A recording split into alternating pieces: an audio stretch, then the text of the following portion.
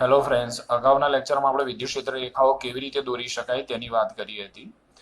આજના લેક્ચરમાં આપણે વિદ્યુત ક્ષેત્ર રેખાઓની લાક્ષણિકતાઓ જોઈશું, જેની મદદથી તમે ક્ષેત્ર રેખાઓને લગતા કોઈ પણ પ્રશ્નને સરળતાથી સોલ્વ કરી શકશો. તો શરૂઆત કરીએ આજનો આપણો લેક્ચર. વિદ્યુત ક્ષેત્ર રેખાઓની લાક્ષણિકતાઓ તમારે યાદ પણ રાખવાની છે અને સમજવાની પણ છે. ઓકે, તો પહેલી લાક્ષણિકતા છે કે વિદ્યુત ક્ષેત્ર રેખાઓ ધન વિદ્યુત ભારમાંથી ઉદ્ભવે છે અને ઋણ વિદ્યુત ભારમાં અંત પામે છે. ઓકે, આ લાક્ષણિકતાને સમજવા માટે આપણે વિદ્યુત ડાયપોલનું ઉદાહરણ લઈએ, જેમાં બે સમાન મૂલ્યના વિજાતીય વિદ્યુત ભારો છે. તો આપણે અહીંયા જોઈ શકીએ છીએ કે ક્ષેત્ર રેખાઓ ધન વિદ્યુત ભારમાંથી ઉદ્ભવે છે અને ઋણ વિદ્યુત ભારમાં અંત પામે છે. તો વિદ્યુત ડાયપોલને કારણે અથવા બે સમાન મૂલ્યના વિજાતીય વિદ્યુત ભારને કારણે ઉદ્ભવતી ક્ષેત્ર રેખાઓ કેવી હોય તે આપણે આકૃતિમાં જોઈ શકીએ છીએ. અહીંયા તમે અહીંયા જોઈ શકો છો કે ધન વિદ્યુત ભાર હોય તેમાંથી કેટલી ક્ષેત્ર રેખાઓ બહાર આવે છે. તો ધન વિદ્યુત ભારમાંથી આપણે અહીંયા ગણતરી કરીએ 1 2 3 4 5 6 7 8. તો અહીંયા ઋણ વિદ્યુત ભારમાં પણ તેટલી ક્ષેત્ર રેખાઓ દાખલ થતી હોવી જોઈએ. ચલો ગણતરી કરીએ 1 2 3 4 5 6 7 8. એટલે કે જેટલી ક્ષેત્ર રેખાઓ ધન વિદ્યુત ભારમાંથી નીકળે છે તેટલી જ ક્ષેત્ર રેખાઓ ઋણ વિદ્યુત ભારમાં અંત પામે છે. તો યાદ રહેશે પહેલી લાક્ષણિકતા કે વિદ્યુત ક્ષેત્ર રેખાઓ ધન વિદ્યુત ભારમાંથી ઉદ્ભવે છે અને ઋણ વિદ્યુત ભારમાં અંત પામે છે. ઓકે મિત્રો, બીજી લાક્ષણિકતા ધ્યાનમાં રાખજો. વિદ્યુત ભાર વિહીન અવકાશમાં વિદ્યુત ભાર વિહીન અવકાશમાં ક્ષેત્ર રેખાઓ કેવા અવકાશમાં? વિદ્યુત ભાર વિહીન અવકાશમાં ક્ષેત્ર રેખાઓ તૂટ્યા વિના સતત વક્રો તરીકે લઈ શકાય છે. સતત વક્રો તરીકે લઈ શકાય છે. ઓકે, સમજ્યા લાક્ષણિકતા? તો અહીંયા જોઈ શકાય છે કે આ જે વિસ્તાર છે એ વિદ્યુત ભાર વિહીન વિસ્તાર અથવા અવકાશ છે અને આ જે અવકાશ છે અથવા આ જે વિસ્તાર છે બે વિદ્યુત ભાર વચ્ચેનો જે વિસ્તાર છે એ વિસ્તારમાં ક્ષેત્ર રેખાઓ તૂટ્યા વિના સતત વક્રો તરીકે લઈ શકાય છે. સમજો ફરીથી મિત્રો કે આ બે વિદ્યુત ભારો વચ્ચેનો જે વિસ્તાર છે, જે અવકાશ છે, આજે આપણે જોઈ શકીએ છીએ, આજે આટલો વિસ્તાર કે અવકાશ જોઈ શકીએ છીએ કે અવકાશમાં ક્ષેત્ર રેખાઓ એ તૂટ્યા વિના સતત વક્રો તરીકે લઈ શકાય છે. ત્રીજી લાક્ષણિકતા જોઈએ.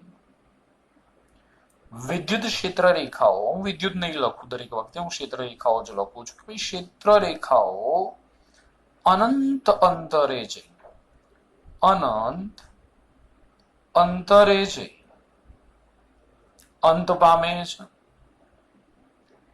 આ જે ક્ષેત્ર રેખાઓ છે એ ક્ષેત્ર રેખાઓ અનંત અંતરે જઈને અંત પામે છે. સમજે મિત્રો આપણે કોઈ એક ઉદાહરણ દ્વારા. માની લો કે આપણી જોડે પ્લસ ક્યુ વિદ્યુત ભાર છે. કોઈ એકલ વિદ્યુત ભાર હોય તો એકલ વિદ્યુત ભારને કારણે ઉદ્ભવતી ક્ષેત્ર રેખાઓ આ રીતે હોય. એકલ ધન વિદ્યુત ભાર હોય તો એને કારણે ઉદ્ભવતી ક્ષેત્ર રેખાઓ આપણે લાસ્ટ લેક્ચરમાં વાત કરી કે ત્રિજ્યાવર્તી રેખા પર બહારની દિશામાં હોય. એકલ ઋણ વિદ્યુત ભાર હોય તો એને કારણે ઉદ્ભવતું વિદ્યુત ક્ષેત્ર અથવા વિદ્યુત ક્ષેત્ર રેખાઓ ત્રિજ્યાવર્તી રેખા પર અંદરની દિશામાં હોય છે. તો આપણી લાક્ષણિકતા આપણને શું કહે છે કે લાક્ષણિકતા એવું કહે છે કે ભાઈ ક્ષેત્ર રેખાઓ અનંત અંતરે જઈને અંત પામે છે. તો જો એકલ વિદ્યુત ભાર હોય અને એમાં જો ધન વિદ્યુત ભાર હોય તો આ જે ક્ષેત્ર રેખા છે એ અનંત અંતરે અંત પામે છે. પણ જો ઋણ વિદ્યુત ભાર હોય તો ક્ષેત્ર રેખા અનંત અંતરેથી પ્રારંભ કરે છે. એટલે કે ક્ષેત્ર રેખાઓ એ અનંત અંતરે અંત પામે છે અથવા અનંત અંતરેથી આરંભ કરે છે. સમજો, ફરીથી વાત કરું છું કે ક્ષેત્ર રેખાઓ એ અનંત અંતરે અંત પામે છે અથવા અનંત અંતરેથી શરૂઆત કરે છે. જો ધન વિદ્યુત ભાર હોય તો અનંત અંતરે અંત પામે છે અને ઋણ વિદ્યુત ભાર હોય તો અનંત અંતરેથી શરૂઆત કરે છે. કઈ રીતે કહી શકાય? તો આપણે ખબર છે કે બિંદુવત વિદ્યુત ભાર વડે ઉદ્ભવતા વિદ્યુત ક્ષેત્રનું સૂત્ર E ચલે છે 1/r². આ સમીકરણમાં આપણે એક કામ કરીએ, r બરાબર ઇન્ફિનિટિવ લઈ લઈએ. જો r બરાબર ઇન્ફિનિટિવ લેવામાં આવે તો E ચલે છે 1/∞ નો સ્ક્વેર, તો આપણને વિદ્યુત ક્ષેત્ર કેવું મળશે? 0 મળશે. ઓકે મિત્રો, 3 લાક્ષણિકતાઓ યાદ રહી. વિદ્યુત ક્ષેત્ર રેખાઓ કયા વિદ્યુત ભારમાંથી ઉદ્ભવે છે? ધન વિદ્યુત ભારમાંથી. અને કયા વિદ્યુત ભારમાં અંત પામે છે? ઋણ વિદ્યુત ભારમાં. વિદ્યુત ભાર વિહીન અવકાશમાં ક્ષેત્ર રેખાઓ તૂટ્યા વિના સતત વક્રો તરીકે લઈ શકાય છે અને ક્ષેત્ર રેખાઓ અનંત અંતરે જે અંત પામે છે અથવા અનંત અંતરેથી પ્રારંભ કરે છે. મિત્રો, ચોથી લાક્ષણિકતા આપણા માટે બહુ જ અગત્યની છે. જોઈએ ચોથી લાક્ષણિકતા. વિદ્યુત ક્ષેત્ર રેખાઓ બંધ ગાળા રચતી નથી. વિદ્યુત ક્ષેત્ર રેખાઓ બંધ ગાળા રચતી નથી. સમજીએ મિત્રો કઈ રીતે વિદ્યુત ક્ષેત્ર રેખાઓ બંધ ગાળા રચતી નથી. તો હમણાં જ આપણે જોયું વિદ્યુત ડાયપોલનું ઉદાહરણ. ધારો કે આપણી જોડે એક પોઝિટિવ ચાર્જ છે અને એક નેગેટિવ ચાર્જ છે. તો આપણે હમણાં શું કીધું કે વિદ્યુત ક્ષેત્ર રેખાઓ ધન વિદ્યુત ભારમાંથી ઉદ્ભવે છે અને ઋણ વિદ્યુત ભારમાં અંત પામે છે. શું કીધું? કે વિદ્યુત ક્ષેત્ર રેખાઓ ધન વિદ્યુત ભારમાંથી ઉદ્ભવે છે અને ઋણ વિદ્યુત ભારમાં જ અંત પામે છે. ફરી પાછી ધન વિદ્યુત ભારમાં આવતી નથી. એટલે કે વિદ્યુત ક્ષેત્ર રેખાઓ જે વિદ્યુત ભાર પાસેથી અથવા જે બિંદુએથી શરૂઆત કરીને ફરી પાછી જો એ બિંદુ પાસે કે વિદ્યુત ભાર પાસે આવે તો જ તે બંધ ગાળા રચે છે, તેમ કહેવાય. આપણે ચેપ્ટર નંબર 5 માં જોઈશું વિદ્યુત ક્ષેત્ર રેખાઓની લાક્ષણિકતાની જેમ જ ચુંબકીય ક્ષેત્ર રેખાઓની લાક્ષણિકતા. અને એમાં આપણે વાત કરવાના છે ગજિયા ચુંબક વડે ઉદ્ભવતી ચુંબકીય ક્ષેત્ર રેખાઓ. તો હું તમને સમજાવવા માટે અહીંયા વાત કરું. મિત્રો, ચુંબકીય ક્ષેત્ર રેખાઓ છે ચુંબકના ઉત્તર ધ્રુવમાંથી નીકળીને દક્ષિણ ધ્રુવમાં દાખલ થાય છે અને ફરી પાછી ચુંબકમાં થઈને ચુંબકના ઉત્તર ધ્રુવમાં દાખલ થાય છે. તો તમે જોઈ શકો છો કે ચુંબકીય ક્ષેત્ર રેખાઓ ચુંબકના ઉત્તર ધ્રુવથી શરૂઆત કરી ફરી પાછી ઉત્તર ધ્રુવ પાસે આવે છે. એટલે કે ચુંબકીય ક્ષેત્ર રેખાઓ બંધ ગાળા રચે છે, પરંતુ વિદ્યુત ક્ષેત્ર રેખાઓ બંધ ગાળા રચતી નથી.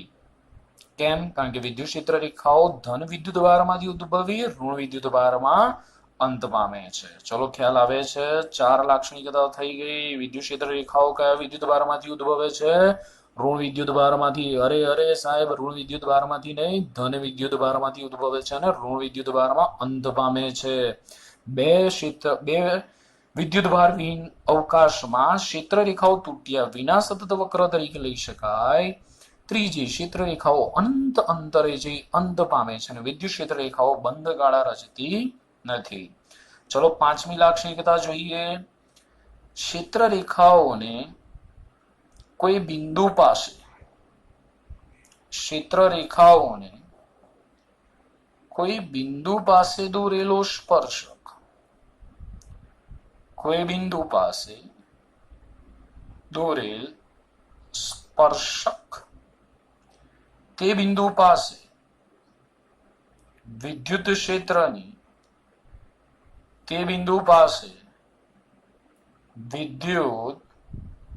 ક્ષેત્રની દિશા દર્શાવે છે.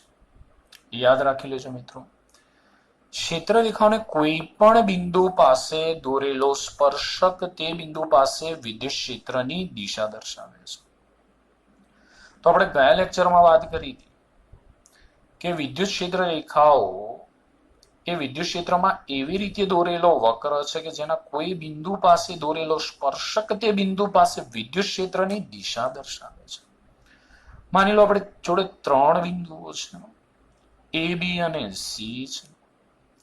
તો લાક્ષણિકતા શું કહે છે કે કોઈ પણ બિંદુ પાસે દોરેલો સ્પર્શક તે બિંદુ પાસે વિદ્યુત ક્ષેત્રની દિશા દર્શાવે છે.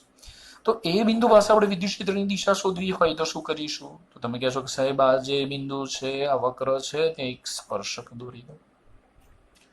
તો આપણને એ બિંદુ પાસે વિદ્યુત ક્ષેત્રની દિશા મળશે, જેને આપણે એ સદિશ કહી દઈએ. બી બિંદુ પાસે આપણે વિદ્યુત ક્ષેત્રની દિશા શોધવી છે, તો બી બિંદુ પાસે આપણે એક સ્પર્શક દોરવો પડશે. પરિણામે આપણે મળતું વિદ્યુત ક્ષેત્ર હું એ બી કહી દઉં. સી બિંદુ પાસે વિદ્યુત ક્ષેત્રની દિશા શોધીએ તો સી બિંદુ પાસે આપણે સ્પર્શક દોરીએ તો આપણને સી બિંદુ પાસે વિદ્યુત ક્ષેત્રની દિશા મળશે. આમ ક્ષેત્ર રેખાઓને કોઈ પણ બિંદુ પાસે દોરેલો સ્પર્શક તે બિંદુ પાસે વિદ્યુત ક્ષેત્રની દિશા દર્શાવે છે. તો ક્ષેત્ર રેખાઓ કયા વિદ્યુત ભારમાંથી ઉદ્ભવે છે? ધન. કયા વિદ્યુત ભારમાં અંત પામે છે? ઋણ. સેકન્ડ, વિદ્યુત ભાર વિહીન અવકાશમાં ક્ષેત્ર રેખાઓ તૃતીયા વિના સતત વક્ર તરીકે લઈ શકાય.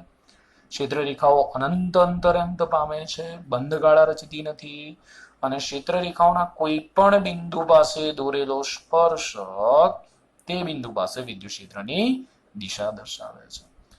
ચલો છઠ્ઠી લાક્ષણિકતા જોઈએ. બહુ જ સરસ મજાની લાક્ષણિકતા છે ભાઈ. વિદ્યુત ક્ષેત્ર રેખાઓ એકબીજાને છેદતી નથી. કેવી ડાઈ ડમરી છે, એકબીજાને છેદતી નથી. આપણે તો એકબીજાના છેદ ઉડાવવામાં જ રહેલા છીએ. ઓકે, સમજીએ આ લાક્ષણિકતાને. વિદ્યુત ક્ષેત્ર રેખાઓ એકબીજાને છેદતી નથી. માની લો કે આ કોઈ એક ક્ષેત્ર રેખા છે, એને હું નંબર 1 કહી દઉં. આ એક બીજી ક્ષેત્ર રેખા છે, જેને આપણે નંબર 2 કહી દઈએ. ઓકે, હવે હમણાં જ આપણે માની લઈએ કે ચલો આ પી બિંદુ પાસે છે. હમણાં આપણે ઉપરની લાક્ષણિકતા જોઈએ કે કોઈ બિંદુ પાસે દોરેલો સ્પર્શક તે બિંદુ પાસે વિદ્યુત ક્ષેત્રની શું દર્શાવે છે? દિશા દર્શાવે છે. તો આજે પહેલી જે આપણને ક્ષેત્ર રેખા મળી, એ ક્ષેત્ર રેખા પાસે કોઈ એક સ્પર્શક દોરીએ આપણે, તો આપણને વિદ્યુત ક્ષેત્રની દિશા E1 મળે. બીજી જે ક્ષેત્ર રેખા છે ત્યાં આપણે સ્પર્શક દોરીએ તો વિદ્યુત ક્ષેત્રની દિશા આપણને E2 મળે. તો સમજો મિત્રો કે કોઈ બિંદુ પાસે વિદ્યુત ક્ષેત્રની બે દિશાઓ ક્યારે હોઈ શકે નહીં. વિદ્યુત ક્ષેત્ર હંમેશા એક જ દિશામાં હોય. તો અહીંયા આપણે જોઈ શકીએ છીએ કે વિદ્યુત ક્ષેત્ર રેખાઓ બે જુદી જુદી દિશાઓ મળે છે. બે જુદી જુદી દિશાઓમાં ક્યારે મળે છે? જ્યારે ક્ષેત્ર રેખાઓ એકબીજાને છેદે ત્યારે બે જુદી જુદી દિશામાં આપણને વિદ્યુત ક્ષેત્ર મળે છે, પરંતુ વિદ્યુત ક્ષેત્ર હંમેશા એક જ દિશામાં હોય ને આથી વિદ્યુત ક્ષેત્ર રેખાઓ એકબીજાને છેદતી નથી. જો મિત્રો તમને કોઈ કારણ પૂછે કે વિદ્યુત ક્ષેત્ર રેખાઓ કેમ એકબીજાને છેદતી નથી, તો તમારે કહેવાનું છે કે જો વિદ્યુત ક્ષેત્ર રેખાઓ એકબીજાને છેદે તો છેદન બિંદુ પાસે બે સ્પર્શકો મળે, જે આપેલ બિંદુ પાસે વિદ્યુત ક્ષેત્રની બે દિશાઓ દર્શાવે છે, જે વ્યવહારમાં શક્ય નથી. તો આ 6 લાક્ષણિકતાઓ યાદ રહી જશે. ચલો એકવાર યાદ કરી લો. વિદ્યુત ક્ષેત્ર રેખાઓ ધન વિદ્યુત ભારમાંથી ઉદ્ભવે છે, ઋણ વિદ્યુત ભારમાં અંત પામે છે. વિદ્યુત ભાર વિહીન અવકાશમાં ક્ષેત્ર રેખાઓને તૃતીયા વિના સતત વક્ર તરીકે લઈ શકાય. ત્રીજી લાક્ષણિકતા, ક્ષેત્ર રેખાઓ અનંત અંતરે અંત પામે છે. ચોથી લાક્ષણિકતા, વિદ્યુત ક્ષેત્ર રેખાઓ બંધ ગાળા રચતી નથી. પાંચમી લાક્ષણિકતા, ક્ષેત્ર રેખાઓને કોઈ બિંદુ પાસે દોરેલો સ્પર્શક તે બિંદુ પાસે વિદ્યુત ક્ષેત્રની દિશા દર્શાવે છે. અને છઠ્ઠી લાક્ષણિકતા, વિદ્યુત ક્ષેત્ર રેખાઓ એકબીજાને છેદતી નથી. જો ક્ષેત્ર રેખાઓ એકબીજાને છેદે તો છેદન બિંદુ પાસે આપણને બે સ્પર્શકો મળે, જે આપેલ બિંદુ પાસે વિદ્યુત ક્ષેત્રની બે દિશા દર્શાવે છે, જે વ્યવહારમાં શક્ય નથી. તો ચલો જોઈ લો આ છ લાક્ષણિકતા. પછી આપણે આગળની લાક્ષણિકતા તરફ જઈએ છીએ. ઓકે મિત્રો, 6 લાક્ષણિકતા યાદ રહી ગઈ હોય તો આપણે જોઈએ લાક્ષણિકતા નંબર 7. સાતમી લાક્ષણિકતા કંઈક આવી છે. સમાન વિદ્યુત ક્ષેત્રની ક્ષેત્ર રેખાઓ સમાન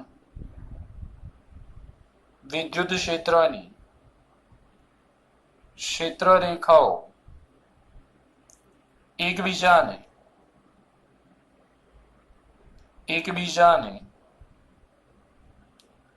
સમાંતર અને એકબીજાથી સમાન અંતરે આવેલી હોય છે. તો મિત્રો યાદ રાખજો, સાતમી લાક્ષણિકતા, સમાન વિદ્યુત ક્ષેત્ર હોય તો આ સમાન વિદ્યુત ક્ષેત્રની ક્ષેત્ર રેખાઓ એકબીજાને સમાંતર અને એકબીજાથી સમાન અંતરે આવેલી હોય છે. ધારો કે વિદ્યુત ક્ષેત્રમાં ત્રણ બિંદુઓ લઈ લો, ચલો એ, બી, સી. હું તમને પૂછું કે ભાઈ આ ત્રણેય બિંદુઓ પાસે વિદ્યુત ક્ષેત્ર કેવું હશે? A greater than AB greater than AC, A less than AB less than AC, કે A is equal to AB is equal to AC, કે ચોથો વિકલ્પ આમાંથી કોઈ પણ નહીં. ઓકે, કયો આન્સર આવશે? ઓકે, આન્સર આવો આવશે, E A is equal to E B is equal to E C. ત્રણેય બિંદુ પાસે વિદ્યુત ક્ષેત્ર કેવું હશે? સમાન. એટલે આ જે વિદ્યુત ક્ષેત્ર છે એ વિદ્યુત ક્ષેત્રને આપણે કહી શકીએ સમાન વિદ્યુત ક્ષેત્ર. એટલે કે સમાન વિદ્યુત ક્ષેત્રની ક્ષેત્ર રેખાઓ એકબીજાને સમાંતર અને એકબીજાથી સમાન અંતરે આવેલી હોય છે. ઓકે, કોઈ એક મિત્ર પૂછે છે કે સાહેબ અસમાન વિદ્યુત ક્ષેત્ર ની આકૃતિ કેવી હોય? ચલો સમજીએ અસમાન વિદ્યુત ક્ષેત્રની આકૃતિ કેવી હોય. એની આકૃતિ કંઈક આવી હોય. ઓકે, કંઈક આ રીતની આકૃતિ છે. અસમાન વિદ્યુત ક્ષેત્ર હોય તો આવી આકૃતિ મળે.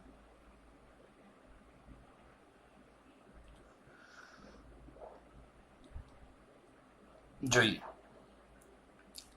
અહીંયા આપણે બે બિંદુઓ લઈ લઈએ. ચલો, એક બિંદુ લઈ લઈએ એ અને બીજો બિંદુ લઈ લઈએ બી.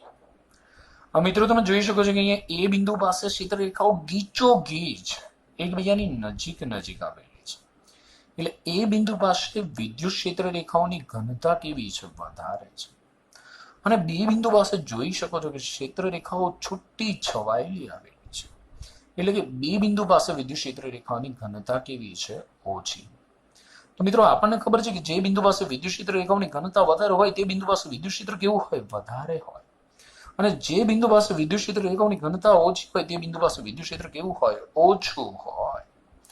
માટે આપણે કહીએ કે ભાઈ એ બિંદુ પાસે વિદ્યુત ક્ષેત્ર છે ઈ એ અને બી બિંદુ પાસે વિદ્યુત ક્ષેત્ર છે ઈ બી, તો પછી કયું વિદ્યુત ક્ષેત્ર વધારે હશે? તો ઈ એ નું મૂલ્ય એ બી ના મૂલ્ય કરતા વધારે હશે. તો આપણે મોડ કરી દઈએ કે એ બિંદુ પાસે ઉદ્ભવતું વિદ્યુત ક્ષેત્ર બી બિંદુ પાસે ઉદ્ભવતા વિદ્યુત ક્ષેત્ર કરતા કેવું હશે? વધારે મૂલ્યનું હશે. ઓકે મિત્રો, આના જ આધારે આપણે એક આઠમી લાક્ષણિકતા જોઈ લઈએ. હું એને ટૂંકમાં જ લખીશ કારણ કે બહુ મોટી છે. યાદ રાખજો અથવા લખી લેજો કે કોઈ વિસ્તારમાં ક્ષેત્ર રેખાઓનું યોગ્ય રીતે કરેલું વિતરણ તે વિસ્તારમાં વિદ્યુત ક્ષેત્રની તીવ્રતા દર્શાવે છે. સાહેબ ફરીથી કહો, થોડુંક લખવાનું રહી ગયું. હા ભાઈ, લખો. કોઈ વિસ્તારમાં ક્ષેત્ર રેખાઓનું યોગ્ય રીતે કરેલું વિતરણ, કોઈ વિસ્તાર હોય ને વિસ્તારમાં ક્ષેત્ર રેખાઓનું યોગ્ય રીતે કરેલું વિતરણ તે વિસ્તારમાં વિદ્યુત ક્ષેત્રની તીવ્રતા દર્શાવે છે. આ જે લાક્ષણિકતા છે એ આપણને આગળનો જે ટોપિક હવે પછી આપણે ભણવાનો છે વિદ્યુત ફ્લક્સ, એમાં બહુ જ કામ લાગવાની છે. એટલે આપણે યાદ પણ રાખીશું આ લાક્ષણિકતાને. તો મિત્રો, કોઈ બિંદુ પાસે આપણે વિદ્યુત ક્ષેત્રનું મૂલ્ય નક્કી કરવું હોય તો એ મૂલ્ય કઈ રીતે નક્કી કરી શકાય?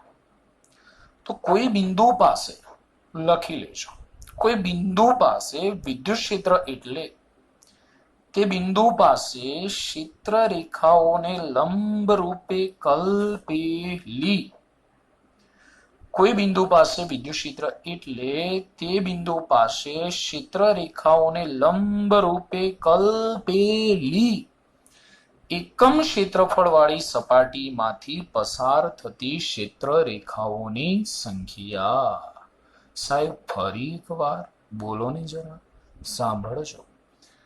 કોઈ બિંદુ પાસે વિદ્યુત ક્ષેત્ર એટલે તે બિંદુ પાસે ક્ષેત્ર રેખાઓને લંબ રૂપે કલ્પેલી એકમ ક્ષેત્રફળવાળી સપાટીમાંથી પસાર થતી ક્ષેત્ર રેખાઓની સંખ્યા.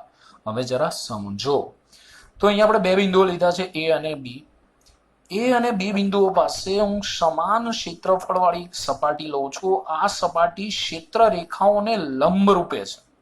આપણે જે સપાટીઓ વિચારવાની છે એ સપાટી ક્ષેત્ર રેખાઓને લંબ રૂપે છે. તો અહીંયા તમે જોઈ શકો છો કે એ બિંદુ પાસે જ આપણે જે સપાટી લીધી છે એમાંથી 1, 2 અને 3 ક્ષેત્ર રેખાઓ પસાર થાય છે, અને બી બિંદુ પાસે આપણે જે સપાટી લીધી છે એમાંથી એક જ ક્ષેત્ર રેખા પસાર થાય છે, જેના આધારે આપણે કહી શકીએ કે કોઈ પણ બિંદુ પાસે વિદ્યુત ક્ષેત્ર એ ક્ષેત્ર રેખાઓની સંખ્યાના સમપ્રમાણમાં હોય. એટલે કે જે બિંદુ પાસે ક્ષેત્ર રેખાઓની સંખ્યા વધારે હશે, આપણે વિચારેલી જે એકમ ક્ષેત્રફળ વાળી સપાટીમાંથી પસાર થતી ક્ષેત્ર રેખાઓની સંખ્યા વધારે હશે તો તે બિંદુ પાસે વિદ્યુત ક્ષેત્ર વધારે હશે. અને બે બિંદુ પાસે તેટલા ક્ષેત્રફળ વાળી સપાટી વિચારવામાં આવે પણ તેમાંથી પસાર થતી ક્ષેત્ર રેખાઓની સંખ્યા ઓછી છે, આથી બે બિંદુ પાસે વિદ્યુત ક્ષેત્ર ઓછું છે. એટલે આપણે બીજી રીતે પણ કહી શકીએ કે વિદ્યુત ક્ષેત્ર એ ક્ષેત્ર રેખાઓની સંખ્યાના સમપ્રમાણમાં હોય છે. મિત્રો યાદ રાખી લેજો. આ ફરીથી હું તમને પૂછીશ, વિદ્યુત ફ્લક્સ વાળો ટોપિક ચલાવીશ ત્યારે, કે કોઈ પણ બિંદુ પાસે વિદ્યુત ક્ષેત્ર એટલે તે બિંદુ પાસે ક્ષેત્ર રેખાઓને લંબ રૂપે કલ્પેલી એકમ ક્ષેત્રફળ વાળી સપાટીમાંથી પસાર થતી ક્ષેત્ર રેખાઓની સંખ્યા એટલે કે ઈ ચલે છે n. ઓકે મિત્રો, નવમી લાક્ષણિકતા જોઈએ. જો વિદ્યુત ક્ષેત્ર રેખાઓની ઘનતા વધારે હોય, જો ક્ષેત્ર રેખાઓની ઘનતા ક્ષેત્ર રેખાઓની ઘનતા વધારે તો વિદ્યુત ક્ષેત્ર પ્રબળ હોય છે, અને ક્ષેત્ર રેખાઓની ઘનતા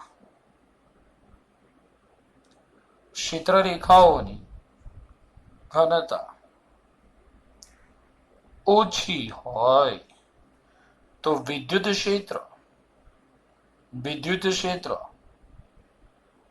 નિર્બળ હોય છે. ચલો એક એમસીક્યુ ના આધારે સમજીએ. એમ તો આપણે અહીંયા જોઈ લીધું કે જે બિંદુ પાસે વિદ્યુત ક્ષેત્ર રેખાઓની ઘનતા વધારે હોય તે બિંદુ પાસે વિદ્યુત ક્ષેત્ર વધારે હોય, અને જે બિંદુ પાસે વિદ્યુત ક્ષેત્ર રેખાઓની ઘનતા ઓછી હોય તે બિંદુ પાસે વિદ્યુત ક્ષેત્ર નિર્બળ હોય છે. ચલો એક એમસીક્યુ દ્વારા આપણે સમજીએ. ચલો એક એમસીક્યુ મૂકી દઉં છું અહીંયા, જોજો જરા. ચલો આ રીતે આકૃતિ છે. ઓકે, ચલો 3 બિંદુ લઈ લેવામાં આવે છે.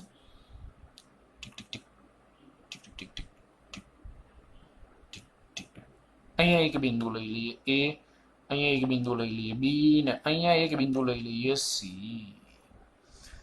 ચલો ઓપ્શન આપો. પહેલો ઓપ્શન છે EA greater than EB greater than EC. બીજો ઓપ્શન છે EA less than EB less than EC. અને ત્રીજો ઓપ્શન છે ભાઈ, ધ્યાનથી જોજો, EA is equal to EC greater than EB. અને ચોથો ઓપ્શન છે EA is equal to EC less than EB. હવે મિત્રો ધ્યાનથી જુઓ અહીંયા કે એ બિંદુ પાસે ક્ષેત્ર રેખાઓ કેવી છે? ગીચોગીચ છે. તેવી રીતે સી બિંદુ પાસે પણ ક્ષેત્ર રેખાઓ કેવી છે? ગીચોગીચ. એટલે એ અને સી બિંદુ પાસે વિદ્યુત ક્ષેત્ર સમાન મૂલ્યનું હશે, પણ બી બિંદુ પાસે તમે જોઈ શકો છો કે ક્ષેત્ર રેખાઓ છૂટી છવાય છે. એટલે કે બી બિંદુ પાસે વિદ્યુત ક્ષેત્રનું મૂલ્ય એ અને સી બિંદુ પાસેના વિદ્યુત ક્ષેત્રના મૂલ્ય કરતા કેવું હશે? ઓછું હશે. એટલે કે ત્રણેય બિંદુ પાસે વિદ્યુત ક્ષેત્ર સમાન તો નથી. એટલે પહેલો ઓપ્શન છે એ કરતા ને એબી કરતા ને એસી, એ તો આવશે જ નહીં. બીજો ઓપ્શન છે એ less than AB less than એસી, પણ આવશે જ નહીં. ત્રીજા ઓપ્શન વિશે વિચાર કરી કે ભાઈ એ અને સી બિંદુ પાસે વિદ્યુત ક્ષેત્રનું મૂલ્ય સમાન છે. ઓકે, અને બી બિંદુ પાસે ઉદ્ભવતું વિદ્યુત ક્ષેત્ર એ અને સી બિંદુ પાસે ઉદ્ભવતા વિદ્યુત ક્ષેત્રના મૂલ્ય કરતા ઓછું છે. માટે ઓપ્શન 3 સાચો છે. ઓકે મિત્રો, 9 સુધી ખ્યાલ આવે છે? યાદ રાખતા રહેજો. ઘણી બધી લાક્ષણિકતાઓ થઈ ગઈ છે.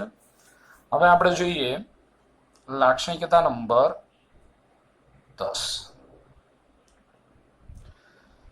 વિદ્યુત ક્ષેત્ર રેખાઓ વિદ્યુત ભારની સપાટી વિદ્યુત ક્ષેત્ર રેખાઓ વિદ્યુત ભારની થોડીક ઉતાવળ રાખીશું. કારણ કે હું અમુક મિનિટોથી વધારે મિનિટનો વિડીયો લેક્ચર લઈ શકતો નથી, ફોન મેમરી એટલી છે નહીં આપણી જોડે. વિદ્યુત ક્ષેત્ર રેખાઓ વિદ્યુત ભારની સપાટીને લંબ હોય છે. ઝડપથી સમજાવી દઉં. ધારો કે આ વિદ્યુત ભાર છે અને એમાંથી નીકળતી આ વિદ્યુત ક્ષેત્ર રેખાઓ છે.